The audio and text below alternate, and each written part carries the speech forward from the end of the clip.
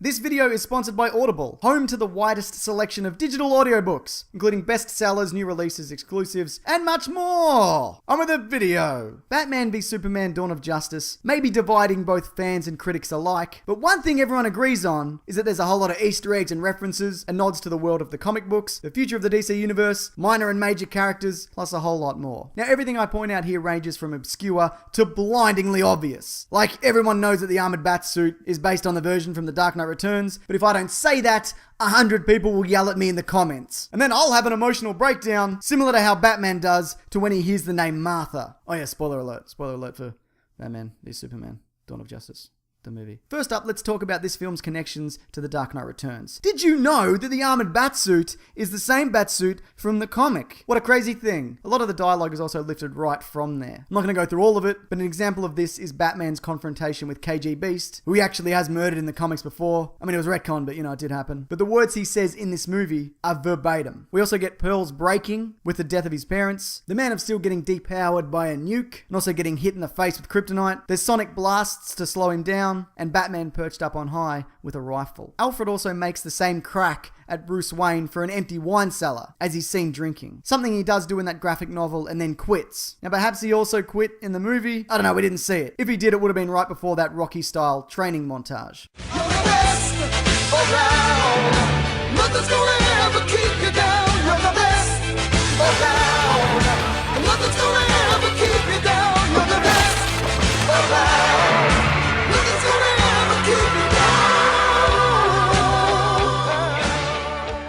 A bunch of other comics are also referenced, like the death of Superman with the death of Superman, plus hints at his return. We even see the silver S on his black coffin. The Injustice universe is touched on also, with Superman potentially becoming some kind of vicious dictator. This is meshed with what might be the Flashpoint Paradox story, which involves a time-traveling Flash, though there are a few arcs like that. We also get hints at the arrival of Darkseid, which I'll get back to in a minute. We also get Senator Finch saying the line, "Must there be a Superman?" which is the focus of a classic Silver Age Superman story. A dead Robin also hints at a death in the family, and an Action Comics #1 style newspaper is in Wallace Keefe's apartment, and Perry White even says to Clark at one point, it's not 1938. Heaps of nods to DC characters. Some Riddler-inspired graffiti, along with some referencing the Joker, who Bruce Wayne hints at the party, and who's heavily implied to have killed a former Robin. A nod to him looks to also be on Batman's gun in the Nightmare sequence. Major Carrie Ferris returns from Man of Steel, possibly the future partner of Green Lantern. Solomon is seen on a tombstone, perhaps being the tombstone of Solomon Grundy. Mercy Graves, originally from the Superman animated series, is seen and then promptly killed, as was CIA agent / photographer Jimmy Olsen at the beginning of the film. Yeah, that was Jimmy Olsen. Big emphasis on the was. Martha Kent also works at Rally's Diner, which is a place in the comics where Lex indecent proposes a waitress. Zod is also said to be from Kandor, a Kryptonian city that gets bottled by the villain Brainiac. Strikers Island, traditionally a DC prison, this time located between Gotham and Metropolis. Doomsday gets stronger and grows more spikes, as he does in the comics when he's injured, and he's created from both Kryptonian and human DNA, which could be a throwback to how some versions of Bizarro were created by Lex, and some versions of Superboy are a clone with the DNA of Lex Luthor and Superman. Ben Affleck is given a widow's peak, like Bruce Wayne has in the comics. He's seen breaking through glass, similar to the bat that inspired his origin, and an enormous bat attacks him in one of the many and varied dream sequences. Could be a nod to Man-Bat, but there's also a deleted scene from Batman Forever where Bruce Wayne has like this weird and sexually charged moment with a giant bat. Love is in the air. Everywhere I look around.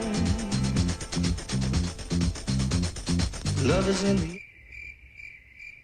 There's a reference to Superman's weakness of not being able to see through lead, as Batman drops a lead-based gas grenade, and apparently all the equipment and furniture in the Batcave, except for the chairs, hangs from the ceiling like a bat. A Mask of Zorro poster is also seen when Bruce Wayne and his parents leave the theater, which is sometimes the hero that inspired Batman. And also sometimes they get killed, leaving a movie theater after watching Zorro. Lots of Man of Steel references. Obviously, this is a direct continuation. I'm only going to touch on one, that being the Superman monument that stands at the center of the Black Zero event. If you look closely, where the rubble has been cleared, they've clearly marked out where the old roads were. Previous DC films are referenced. Nicholson Terminal could be a nod to Jack Nicholson. Vicky Vale introduces Lex at his party, her most prominent role probably being Batman 89. The word phantasm is dropped, potentially a nod to the animated film Mask of the Phantasm. Superman is helped out of water after being affected by kryptonite, like in Superman the movie. Lex Luthor learns about the universe through a Kryptonian AI, like in Superman 2. And Batman kills a lot of people, like in, well, all the Batman movies, which was also potentially influenced by a video I once made. I'm sorry, everyone. You know what? I'm not sorry. The object of that video was to show how ridiculous it is and hilarious that Batman kills so many people. It wasn't designed as a free pass for Zack Snyder to have Batman kill everyone he has a passing dislike for and whose mother's name's Aunt Martha. Elements of this story also carry over from a cancelled version of Batman vs Superman, which I won't go into, but I do have an animated video on that I'll link at the end. The future of the DC universe is also hinted at. Wonder Woman opens the metahuman files in the order in which the films come out. A mother box is used to create Cyborg, a piece of technology sometimes employed by Darkseid, among others, whose symbol we see along with his parademons. Lex Luthor perhaps even foreshadows his arrival after being jailed with the words, "Everyone knows that God is dead. He'll come for us. He's ready to feast." But you know, he might be talking about, I don't know, some other dickhead. Cyborg's father says that the box was found in 1982, the year that character was created. Steve Trevor is also seen in Wonder Woman's World War I photo. She also mentions that she's fought things from other worlds before, probably something ancient and godlike, and that we'll see in her solo movie. And getting back to that dead Robin, that may indicate that we'll be seeing the Red Hood storyline, the premise of which I won't spoil if you haven't read it. Lastly, a few references to other movies, including The Wizard of Oz. This happens a few times, but most noticeably when Perry White tells Clark to click his heels and go back to Kansas. The same actor who helped bring the Terminator to life creates Cyborg. Amazing Grace is played at Superman's funeral, like when Spock died in The Wrath of Khan. And Lex Luthor's prison number is 16-TK-421, which is the designation of a stormtrooper on the first Death Star.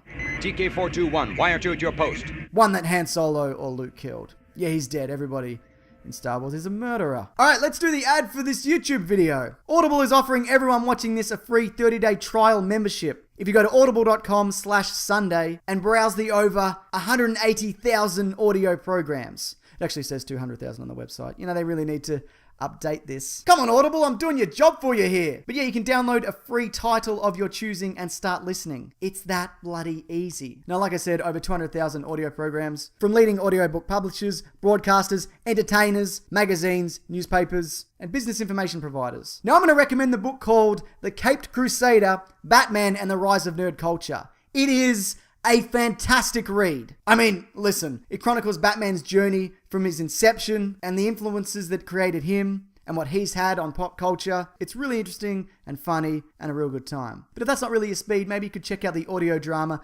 Batman Nightfall, which has Bane release all of Batman's greatest enemies in a bid to break him. Potentially literally. Who's to say? I'm actually in the middle of it right now. Yeah, and it's really bloody hooked me in. Okay, thanks everyone. Now, if there's any other Easter eggs, references, interesting facts, anything at all you'd like to add, please feel free to do so. And I know there is a stack, because I'm already reading articles with things that I haven't mentioned here. Now, those other videos I talked about, they're right there and there, if you're interested. And my podcast, The Weekly Planet, is also linked below, where this Monday, we are breaking down the good and the, you know what, mostly the not so good stuff from Batman, Superman. It's, you know what, we got a lot to say. Let's leave it at that. Alright, thanks for watching everyone. Take care.